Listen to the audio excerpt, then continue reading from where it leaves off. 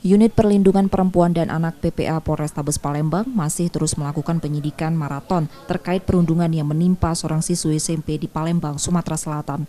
Polisi sudah memanggil korban dan keluarganya untuk dimintai keterangan lanjutan. Pemeriksaan korban dilakukan polisi untuk mengetahui kronologi perundungan yang dialaminya. Meski berkas perkara perundungan yang dialami korban berjalan, namun polisi tetap mengedepankan penyelesaian secara kekeluargaan karena pelaku dan korban masih di bawah umur. Dan karena ini merupakan anak-anak, nanti kita akan upayakan untuk dilakukan diversi. Diversi itu atau bisa dijelaskan? Ya, itu penyelesaian permasalahan di luar jalur pengadilan. Karena ini sifatnya anak-anak. Artinya ini akan diselesaikan secara kekeluargaan saja ya gitu? Iya, kita upayakan. Artinya nanti akan dimediasi, ditemukan ini antara korban dan pelaku? Iya, nanti akan kita mediasi, makanya ada nanti pendampingan dari Texas. Oke. Jika keluarga dan korban menolak, polisi tetap meneruskan kasus tersebut ke pengadilan.